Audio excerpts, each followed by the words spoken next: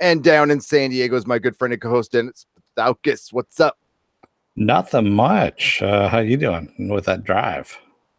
I just got off it. Like I ran in the house, watched Preacher, and we are live streaming right now. We are recording our recap video. I am that dedicated. But we had when you travel, sometimes your computer likes to go back to default settings. So we had a little mic issue. So apologies to everybody who was on the video and we had to abruptly end it. But it's just better to start over when something like that happens. So we have a polished video. Thank you for those of you who did come back. It looks like we lost some people from that. That's kind of a bummer, but hopefully they'll come back hopefully they'll get the notification. But today we are covering Preacher, season 3, episode 5, The Coffin, and it's another really good episode, man. Like it is. I'm liking this season. Before we start, spoiler alert. Hey, look at that. I actually have the paddle now, or my paddle. Your paddle. Thanks to Viking Bitch for that one. So yes, spoiler alert. So everything from here on out, we're going to spoil the shit out of this. If you haven't watched the episode, what the hell are you waiting for? Go and watch it and come on back. Go watch it. Come on back. Exactly. So we start off with Tulip kind of snooping around, and she, in Grandma's room, and then she comes back, and her and Jesse, she goes, we have to talk. And she says, I think the way to break the curse is just basically, we got to kill Grandma. She's a tough old bitch, but we can kill her. And Jesse's like, yeah, I don't think you understand. And but then he doesn't say anything. He's doing his typical Jesse, It's not only has he lost the voice, he's lost his senses, but I guess that's the way he is. Exactly. And in the meantime, TC and Jody have gone down in the tombs and seen that Cassidy has left. He has left the building. And they realize he's escaped. They find the face mask that he used to slip out the skin, and they know exactly who did it. And so they're going up to the room. And before this conversation, or this very one-sided conversation go any further between Tulip and Jesse, Jody and TC are outside the room, and you can see Jesse and Tulip are getting ready for a fight. And you see this pair of legs come dangling over the back behind Tulip, and it drops down gently. And it's TC, and TC says, "What are we all waiting for?" I know, right? And of course, the fight ensues from there. So we have TC versus Tulip, and we have Jody versus Jesse. And TC and Tulip end up in the bathroom, start fighting, and as TC calls it, that's when they end up with a found bathroom item brawl, right?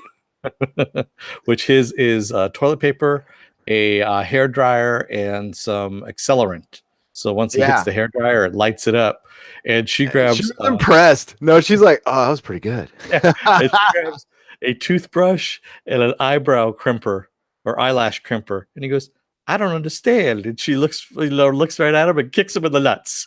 Right? Well, in the face. Was it in the face? In the face, yes, in the face right after that. But I thought that was pretty good. It's face nuts. There you go. I don't understand what that does. I don't get it. Yeah. I kind of like TC. He's kind of my favorite. Bad guy. Yeah, he is. I like I said, I've loved him since Blood Drive. He was also on Stargate SG-1 way back when in the day, but I loved his character in Blood Drive, and carrying this over into TC has been really good. So we see, Tulip knock out TC. She goes out in the room and sees Jesse's gone. The door's wide open. She grabs her gun, heads down, and sees Jody's got Jesse slung over his shoulder, and she goes, "Drop him." He literally drops him on the ground. And then we hear Jesse kind of, struggling for breath kind of thing. And we see that Grandma's got his napkin. She's got a little hanky of death. Yeah. And she says, you better drop that gun, otherwise he's going to die. And she does just that. And we end up having Tulip. We see Jesse waking up in the coffin underwater, where we've seen him as a boy in previous seasons. Yes. Well, that's where he got the idea to put the Saint of Killers down there. So. Yeah, exactly. So we go back over to Humperdew. Humperdew. He's meeting the Queen. the queen, and it's a rehearsal basically by Hairstar to kind of train him how to meet dignitaries and how to do it the right way and everything. And of course, he messes it up, and instead of kissing her ring, he swallows her finger with the ring. And just then he gets a call from the Allfather. Yes. And the Allfather is this guy in the Vatican who is huge. Bit of a glutton. Yeah, he's a glutton. He's eating a whole bunch of food. And we see him. I see your stomach staples are holding this time. Yes. No, I had my doctor beheaded I had my this morning. my gastroenterologist beheaded. And yeah, good thing I had the closed captions on for the Allfather. I could barely understand them, but I think that was the point. Yeah, that was. Notice Hairstar is wearing hats this entire episode. Yes. So I think there was either a head shaving mishap or a bald cap mishap or something. I mean, like maybe he had to grow his hair back, or but it was odd that he was wearing hats this entire episode. I thought it was kind of funny because they do make a mention of it later on in the episode. They do, but I mean, yeah, it was very odd, but at the same time, it's Hairstar, so it's kind of a good way to cover it up. I mean, like it might have been intentional, but I was thinking, maybe there was like a mishap and they just had to put some hats on his head, which is fine. Yeah. It worked. I liked it. Yeah, exactly. And yeah, they end up talking about Jesse Custer. He goes, I want to ask you about Jesse Custer and the Word of God. Does he have the Word of God? Or did we find this out? And Hairstar goes, no, Jesse Custer is a charlatan. He's false. And the Allfather wants to know how the Messiah's training is coming along. And Hairstar goes, oh, he's coming along nicely. Well, we should have him ready in about a year or 5. And he's like, no, we need to move up the timetable. So he goes, I want to see, how he's been with you for a long time. So tell me, what has he learned? And this leads to a song and tap dance number, which I had a flashback. I don't know if you did, Gary, about Young Frankenstein putting on the Ritz. Yes, I did too. Put on the Ritz. Yeah, there we go. And yeah, just having Purdue tap dancing with a cane. And Featherstone comes back and is like, I might have an idea to get Jesse back. And he's like, it doesn't matter. I'm about to get skinned alive. I did like he goes, so what happened to your nose? You look like you went down on a monkey.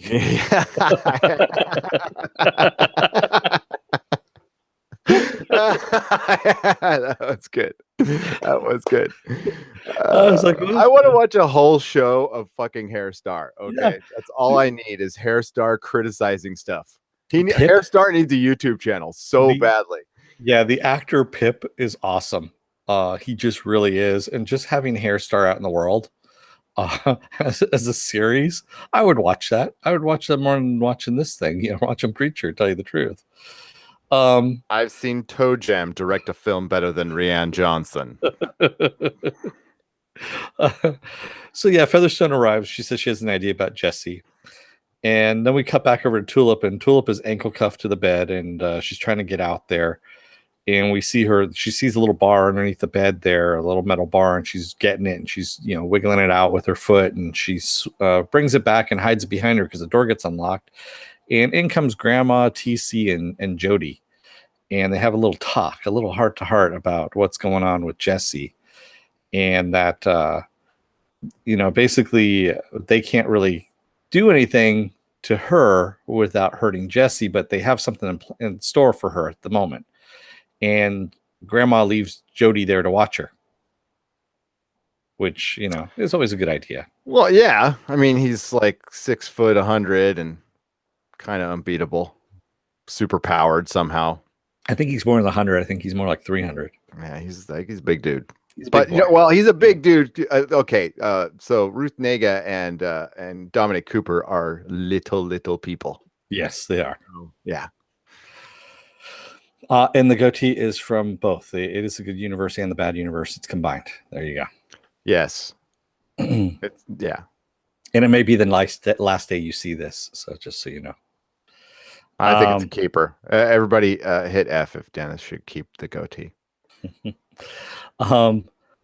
We have the Allfather move up the timetable. Leaving Hairstar to consider Featherstone's plans for Jesse.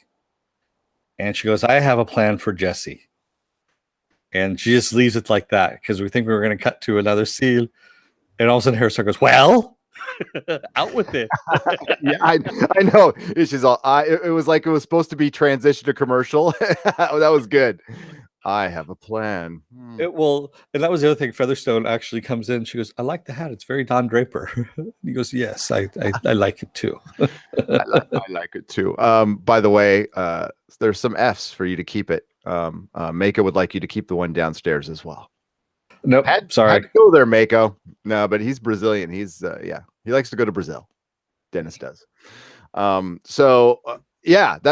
one, the makeup on her broken nose is pretty good. Yeah, it is really good. It's really good.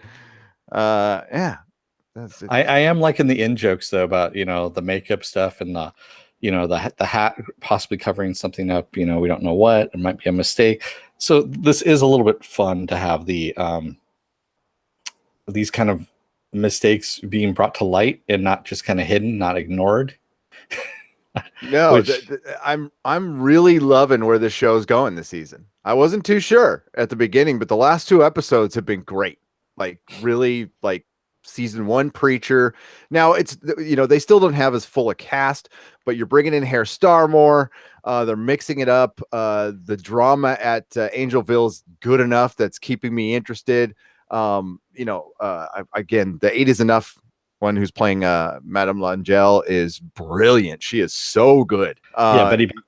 Yeah, God, she's good. I'm digging it. I'm freaking digging it. Yeah, I'm liking it too. I mean, it's getting better. I want to see more Satan, and I'm kind of wondering why I want to say this. Where's Hitler? We need more Satan and Hitler. In Arseface, and it looks like we're finally getting a beloved Arseface, and it looks like he has. Yeah, we'll get to that. He has a new stepfather. Or foster father or whatever. But and Hairstar, man. I mean, like I said, I could go through an entire series of just Hairstar alone. So we go back over to Cassidy, and Cassidy is buying elephant tranquilizer, actually some fentanyl, while perusing the app Bite Me, which I guess is for vampires. And he's making a date to go and meet some girl at a bar in someplace in the French Quarter. And she, of course, wants wine. She doesn't want any whiskey like he wants. And we go back over to Jesse, and Jesse's going crazy in the coffin. And he's reading all these etchings that are scratched inside the coffin there. And he keeps mentioning Tulip's name. And he starts hearing John Wayne's voice, the guy that sounds like John Wayne, and a train whistle. And then he starts hallucinating being in an old black and white movie. And this was okay, so I missed something. It's been a while since I reread the book. I mentioned this in a previous podcast, so I missed the fuck communism being I completely spaced it was his dad's lighter. But he had his fuck communism lighter, and I'm like, why are they bringing it in again? Are they really going to bring in the Duke? Because like last episode I kind of resigned myself, like there's no way they're going to do it. And it's a lot different in the comic, but this was a really clever way to bring in the Duke. That was awesome. I love it. So it's Jesse's fantasy to kind of take him out of, being in the coffin. And they dropped an F-bomb. Was I not mistaken in this episode? Yeah, I thought I heard one too. They slipped through once in a while. I thought, well, it's fine. It's after I think it's okay on AMC. Yeah, I know that they're allowed like 1 or 2 per season is what it is. So I wasn't sure if I had heard it or not, and that was, and it was from John Wayne actually when they were talking later on about. So the movie that they're in is actually High Noon, about the sheriff waiting in town for these bad guys to come in and try and take over the town, and of course Jesse is the sheriff, John Wayne is his deputy, and they're shooting all the bad guys that come out. Right, and John Wayne does tell the story. I mean, I've heard this. I don't know if it was actually true that he did pass on that movie. He did think it was a big commie movie. Yeah. That's later on. He says this. Yeah. So Cassidy is on his Bite Me date with this girl, and they're having small talk about being a vampire. And she goes, "Well, how long have you been a vampire?" And he goes, "Oh, 79 years." And how about you? She goes, "Oh, about 200." And they're having their small talk, and he goes, "Yeah." He goes, "If I wasn't a vampire, I wouldn't have lived long enough to see Quaaludes invented." Do you like pets? I once had a dog named Banjo, but he ran away. He ran away. Or he ate him. Yeah. We never did get closure on that one, did we? No, we didn't. So we cut to a scene of them going to the bathroom, of course, going to have sex, and as they're getting into it, we find out she's not really a vampire. She pulls out some fake teeth, pops them in. She goes, "Okay, bite me," and he's like, and he gets pissed off at this point, and he bares his fangs and says, "Do you want me to rip your fucking throat out?" And she freaks out, and he's like, "All right, I'm getting out of here." He goes outside, and he's like, "I want that one and that one." So it's 2 bottles of liquor, and he opens up the pill bottle right there on the bar, and just starts eating pills out of the bottle and just swigging straight out of the bottle. And I was like, "Wow, okay, yeah, he's really going to town on that one." Yep. And actually, the pharmacist, had told him, don't don't take these with alcohol. He goes, because you can knock out a small elephant with these things, or a big elephant, and all that kind of stuff. So we see Featherstone dressed as a tourist with the "I love New Orleans" shirt on and the visor and everything, sitting off on the end of the bar, and she's watching Cassidy, of course, do his debauchery. And we cut from there. So, excuse me, Tulip and Jody are making a little chit chat while Tulip is trying to sneak that metal bar out from behind her. And just as she's scraping along the ground there, and Jody's trying to do crossword puzzle. So he's asking her all these questions like, how do you what is 8 across? And he gives her the thing. She goes, "I don't know." Talking about that, he needs a 7-letter word for observant or something like that. Yeah. And so she's trying to sneak that little bar across, and Jody all of a sudden appears by her side and grabs the bar, and he goes, "No." He goes, I see what you're doing. Yep. And she was trying to pull a key across the floor. So he snags the key and sticks it in her pocket. And he's like, and then he just whispers in her ear. He's like, "I'd be worried if I were you." Yeah. So they were really laying it on that, that Miss Marie is going to basically eat herself. But they're conflicted about it. Like they're even grandma's a little conflicted about doing it. So because she wants to keep Jesse under her thrall, and she knows that if she takes Tulip, because he was talking about Tulip since he was a kid, that it would turn him against her. And so that's what Grandma and TC are down in the lounge or in the boudoir, and they're talking about what to do with Jesse and Tulip there. And TC comes up with the idea. He goes, "I think we need a little break." And he goes, "You need a little me time." She goes, "What do you have in mind?" And he goes, "Yeah, I think we need to play." And it's like, this doesn't sound good. And it wasn't. It wasn't. It really wasn't. We also kind of passed over the fact that, I mean, like, Miss Marie's got a really good argument to Tulip. Like, I did save your life. I mean, her soul eating ways aside and being a really evil person, she did save Tulip, and she owes her life. And Jesse knows what's up, and he doesn't tell Tulip. It's like, smack him, dude. Yeah, I know. He doesn't tell her anything. And she says, every breath you owe to me, kind of thing. And it's just like, wow, okay. So Jesse and Wayne are still in that dream state there in that movie, and they're discussing his problems and how he left Tulip all alone with the Indians, as they say. And he says, "You know what? Because you're not communicating anything." He goes, and he talks about the movie, High Noon, how he was offered the part, but he didn't want it because it was a commie movie, as he put it. Because he goes, "You take the fight to them. You don't just wait for it."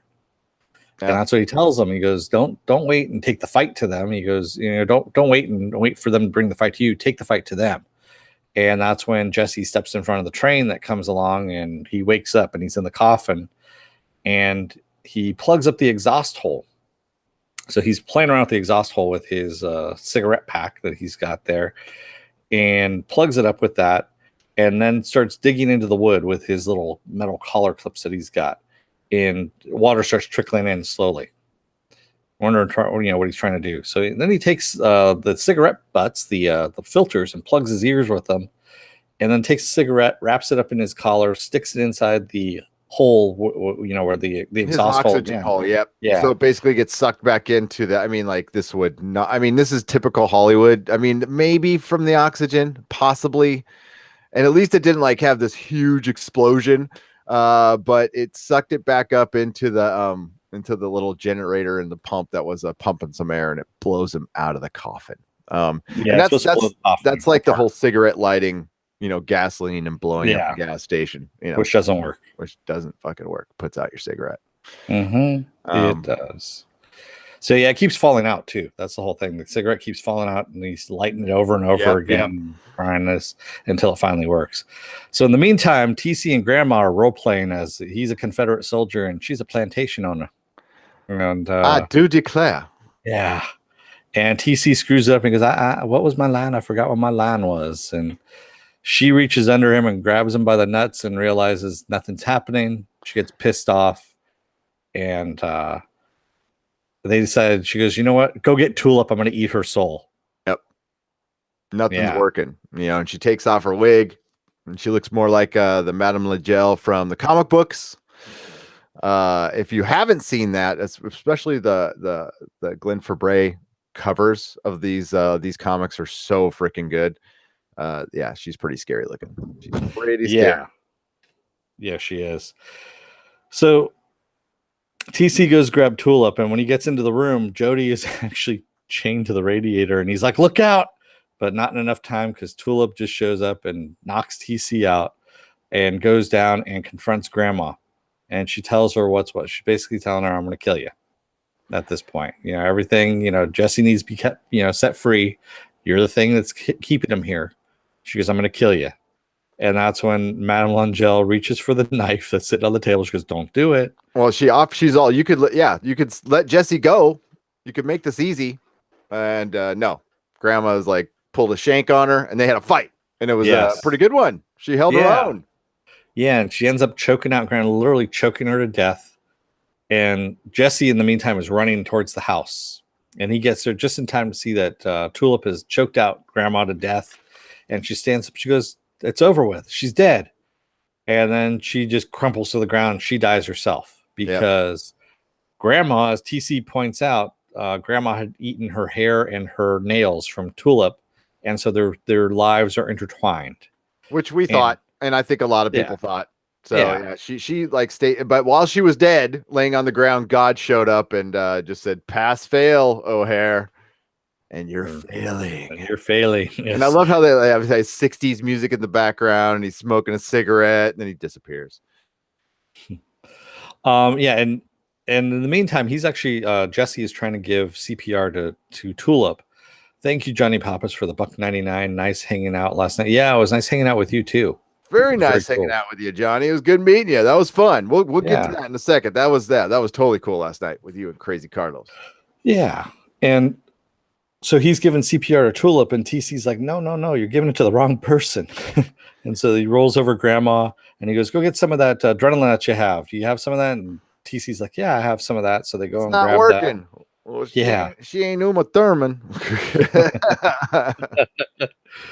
So they plug her, with some adrenaline. She wakes up. Tulip comes back to life, and it's just it's a really awkward room. Okay, it's a very awkward. They're room like at all of a sudden, like, okay, so we just tried to kill each other. Maybe we should talk this out. Nah. No, so they decide that they go, well, Grandma's, the adrenaline's fucking with Grandma's heart, and she, but Tulip's like, I feel fine. She's like, yeah, you're gonna feel fine till her heart starts. She needs a soul to eat. We need to find a soul, and then all of a sudden they're back to fighting like they were at the beginning of the episode. Then it cuts, and then we get our kind of a preacher stinger. Well, before that, we have Cassidy still in the bar, and he passes out. And that's what I'm talking about. We get our little stinger, and it passes out, and they say Vlad has been impaled. Yeah. So the Grail kidnaps. I almost said Vlad. Cassidy. They bring him in to their place, wherever it is. They put him in front of a camera, and they hand him. They go, here, read this. And he goes, what's this? And he says, oh, it's upside down. He's stoned out of his mind. Yep. He turns it around. He's like, Jeopardy. Is Jeopardy a real It's word? not even a word. It's not even a You're just word. making that up. The Grail has, the Grail has captured me, and if you don't find me, I'll be brutally murdered. And then he passes out. Yeah. And so Hairstar, of course, sits in front of the camera and he's trying to deliver something. We hear some glass break and they're like, what the hell's that? And he goes, oh, I'll go check. One of the guys. And we see these guys in dark hoods and things like that come in, knock out everybody from the Grail, and take Cassidy and take him away. And Uh, Cassidy wakes up and we see the girl who he had been on the bite me date with. Yep. And she pops in her fake teeth.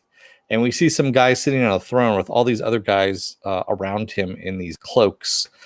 And these are the children of blood. Welcome to the the children. Les Enfants de Swang. Yeah. That's my very bad French. Yes, and apparently Dennis was looking that up in like what I forgot what episode 3 or 4 of last season. He was looking. That That's was what he was right. looking up on the computer. Not me, not me, but Dennis, Dennis Dennis. Cassidy's son, Yes. who is deceased. And yeah, and well, you also got out of this, that date was, Cassidy is a depressed vampire. Well, obviously, Yes. because he's doing drugs all the time, but yeah, he's depressed. He doesn't think being a vampire is all that much of a kick. And yeah, it's so and we don't know if these are real vampires or not until we see the scenes. They kind of ruin it in the scenes because it could just be a group of poser vampires that took out 3 people from the Grail, which is hilarious. Yeah. But turns out they're real, or at least one of them is. One of them. I think just the one guy is. And they're gonna clown, Anne Rice a little bit, which I was kind of hoping they would do, being in New Orleans with a vampire. Come on, they have to. Yeah, it's low hanging fruit. Do it. And so I can't wait for next episode. And the scenes for next episode, we saw the Saint of Killers with Arseface, a team up you didn't see coming, and that means Hitler's right around the corner, folks. Springtime for Hitler, is that what you're saying? Yeah, springtime for Hitler, or summertime anyway. So yeah, it was a fun little trip back home. It's good to be back. We had a fun con. It was a lot of fun, actually. Like our first real con as a channel, and we got we went to more panels this year than I did in the last 5 combined. And it was a lot of fun. I had a great time. We saw some great stuff. We didn't see the preacher panel. There was a preacher panel. Yeah. Was both? I wonder was Ruth Nega and Dominic Cooper there on the panel together? I don't know. I mean, they're pros. I doubt a divorce is even going to phase anybody in a TV show. Come on, do you want to lose your marriage and your job? I don't think so. Acting doesn't come along. This is a rarity for these two. They're both in starring roles in a TV show. It's not like this will ever pop up for them again. So I think they'll work it out as far as work is concerned. Yeah. So I'm getting to the chat here a little bit. Mary Ashmead says, I have a feeling Jesse won't get his soul back to the end of the season. I think it might happen a little sooner than that, tell you the truth. At least 2 or 3 episodes before the end of the season. Did she say last episode or end of the season? End of the season. Okay, so that's what you just said. That's the end of the season. The last 2 episodes. I would agree. I think it's 8, 9, or was it 10 episodes a season? I think 10 episodes. 8, 9, or 10. Yeah, I agree. Yeah. Usually the goatee is used to imply evil, right? Is what Jody says. Sometimes. It is. Goatees were very popular in the 90s, if you all remember. Everybody had one. And I don't know who made it pop. I kind of want to say Ken Caminiti. Ken Caminiti, I think, kind of made it very popular. Johnny Papa says, has anybody seen Hairstar and Doomcock in the same room? No. We have not. And we have there you go. That's a team up. Hairstar and Doomcock. That's like Marvel's supervillain team up, but better. Wow. Yeah. Let's see here. Johnny Pappas also says, I am behind on Preacher, but it's one of those shows that I don't really think is going to be spoiled for me. No, I mean this isn't a puzzle of a show. Okay, I mean especially since there's a whole comic book out for it. They don't really follow it. I mean they follow it kind of, all right, but not literally at all. I did see Garth Ennis's name on the executive producer, and I don't remember seeing that in previous seasons. Maybe I just missed it. No, But he's been on there before. okay, Yeah, yeah. he was in like the very, like I know it was very prominent the very first episode. So, Mary Ashmead says Hair Star is so fucking funny. I love his little quips, and he's so funny in a weird way. Yes, like I said, Hair Star is my favorite, and there's nothing that shocks him, which I find is really funny. And anything that does happen, he just kind of takes it in stride, like that whole thing that happened with him and the male prostitutes thing, you know. Yeah. That scene just still kills me to this day. It's pretty funny. Yeah. Mako Penn Farm Girl says 13 episodes. 13 episodes. Okay. 13 episodes. Nice. Awesome. That's good. Mako says Community, in my opinion, is one of the best comedy shows ever made. Plus, you have Alison Brie playing. Okay, it's about Community. That's about a different show. Different show altogether. And I've not read the comics, but love this show. Binged it on your recommendation, Gary. All caught up. Cool. Yeah, you had to get through season 2. That was a little rough sometimes, but it's because it's one of my favorite comics of all time. It is, and some of the best characters ever created in comics. And that's why I have a kind of a blind loyalty to the show. But well, I mean, like if it gets boring, we'll tell you. Like we did last season. Yes, we will. Yeah. Wow. So we're having a lot more community speak here. So that was not covering Community, folks. Sorry, never even seen it. So Mary Ashby says, so if they're using air, it would blow up the coffin and the pump, but pure oxygen would be huge. Yeah. So what they were showing was on the pump itself, it said it was flammable because it has gasoline in it, and I don't know. I guess if you're blowing up the pump, it was going to blow air into the coffin and just make it explode. That's why why he plugged his ears so he didn't blow his ears out from the pressure. Probably, but that doesn't make any sense because that's not how pumps work. So I don't know what kind of physics they were using on that one, and yes, Marcus Kahn, I am a time traveler. Yes. I don't know the total science behind their coffin. I think they were, this is Preacher. Okay. You had Ruth Negga and Dominique Cooper fighting TC and Jody and winning against them, which they're both hobbits, and Jody would kill them both in real life with like one hand. So it's Preacher. It's a TV show. You can blow shit up. And at least they didn't make the explosion. I mean, they could have like blown up the whole thing, but it was just a little one. So yeah, I don't think we're going to be seeing any specials called The Science of Preacher anytime soon.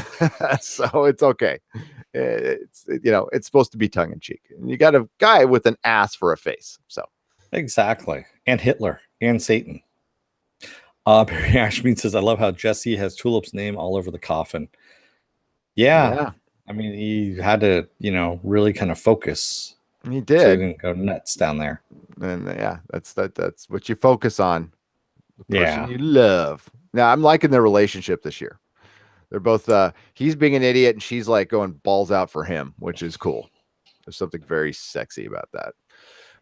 Marcus Kahn says Hollywood physics is hard to swallow at times. Yeah, it's yes. I mean, because it's broken pretty much regularly every TV show. So but that's okay, especially lately.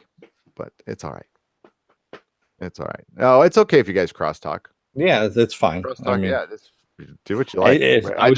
I can't talk about it. Yeah, because I haven't watched the show. So yeah.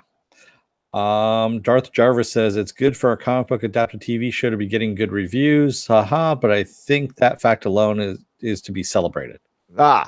Well, thanks, Darth Jarvis. Not all comic book television shows are great, but we want them to succeed. We do. We want them to be great. We want them all to be great. Yeah. But they just need good writing and some good showrunners. That's really all they need to do. And not get stuck, especially if it's supposed to be a road movie, not get stuck in one place. Yeah. Or if I they're mean, going the to get stuff in one Angelville thing place, is, make it I mean, interesting. yeah, the Angelville thing is something that happened in the comics. So Yeah. that that'll work. I don't know where. Well, there is actually a few places that they want to be in one place. There is a couple of things they can still do in the from the comics, but I think we're going to be lucky if we get one more season because of the ratings. But we're trying to pump it up. Okay, we're trying to get people to watch the show. I mean, it's not doing terrible, but it's not. I don't think it's good enough to get renewed. I don't know how expensive the show is either. But this is also like a really damn good cast, like I said before. So it's going to be hard to keep together on that end. Yeah, I do. I do like the interaction between Jody and Tulip. It's pretty funny. No, And yeah, they're really good together. You're right. yeah, that whole thing, especially after she breaks out. She knocks out TC, and she turns to Jody and she says, "Yeah, witness. That's 7 letters." Yep, that's awesome. And And she's got hey, his pen. again, this is a comic book show, so it's totally cool that Ruth Nega can knock out TC in one punch. Okay, never happened in a million years in real life, but it's a comic book show, so I accept it. And you know what? At least the fight scenes are well done. I mean, I buy it. They look brutal enough, and yeah, it was funny. They played Werewolf in London in the background. It was a fun scene in the beginning. I liked it. But the most the actor TC would, if she punched him, would be just ow. Yeah. That's all it would be. Tomcat, we don't know why YouTube doesn't give you the notification right away. It happens sometimes. It's just well, I kind of screwed it up tonight because my mic wasn't working, so I had to start a new one. And so I had it set up for like an hour, and then I had to like take it down and make a new one. And it probably sent you it late. So I'll take the blame on that one. There we go. But yeah, we've also had notifications not come through with for stuff that we've had set up before too. YouTube isn't an exact science sometimes. Well, I'm supposed to get a notification when we start live. I have yet to get my notification. Wow. Yeah. Slurmy Scott says Preacher now with 25% more Hitler. It needs at least 35% more Slurmy, but that was funny. You made me chuckle. Yeah. Hollywood logic. Oh yeah. I think that was the theme of the Comic-Con was Hollywood logic. We had to deal with a lot of Hollywood logic. Yeah. It's not like it wasn't newsworthy this year. Yeah, there was a lot of interesting things that happened. A lot of things went down. Some good, some not. Yeah. Bad weekend for James Gunn. That's for sure. Yeah, it was kind of funny. I was in the Mayans panel too, and Kurt Sutter almost said some bad stuff. Then he caught himself, and he even said, "He goes, nope, don't want to get fired." Yeah. And Ryan Johnson deleted thousands of tweets today or yesterday. I don't think he will be the last to do that.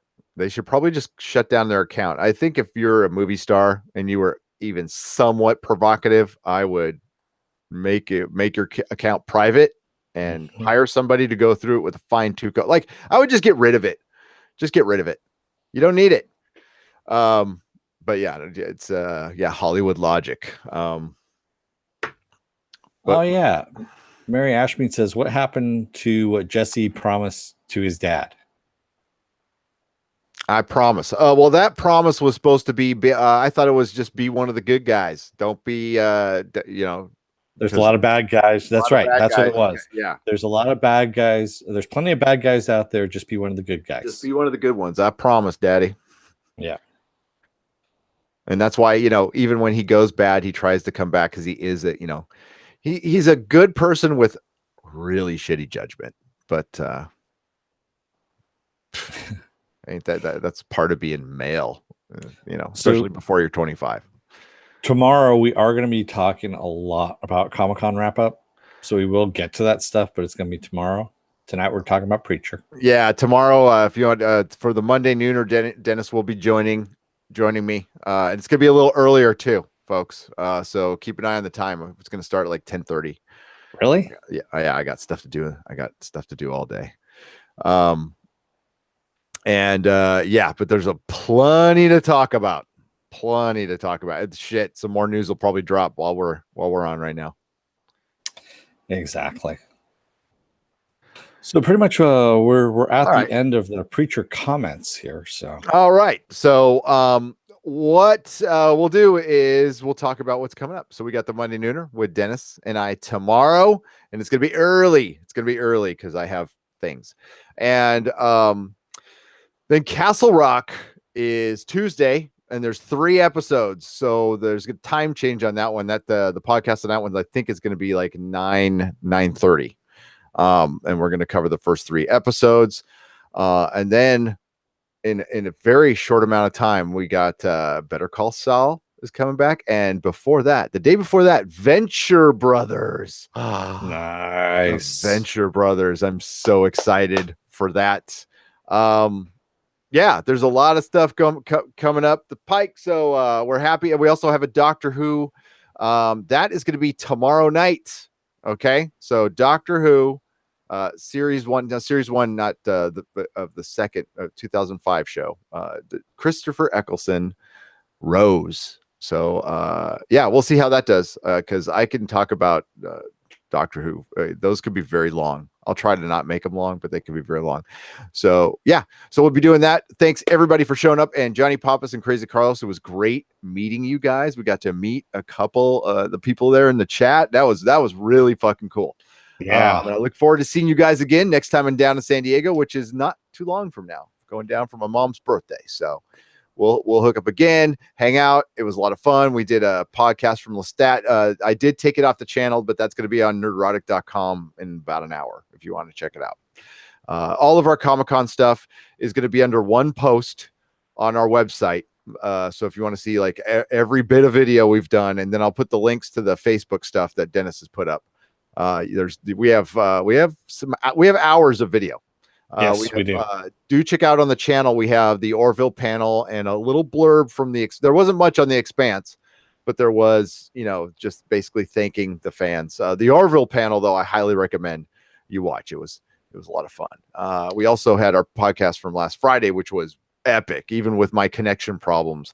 That was an epic podcast, and even Doomcock shows up in the chat towards the end. It was good stuff. Just wanted to bring something up. I noticed Cassidy is 119, and he says he's been a vampire for 89 years. That means he was turned in 1927. Nice hint to the backstory there. Yeah, yes. 79 years, not 89. Did he say 70? I thought he said 89 too. Really? I thought he said 79. I thought he said 89. Okay, maybe it was in the 20s because they showed the flashback in season 2, right? Yeah. When they were talking about Dennis. Totally. Public figures need to get publicists, Jody. Yes, they do. So the Monday nooner will be actually noon for you East Coast people. It'll be a morning nooner for us, but 10:30 is not too bad.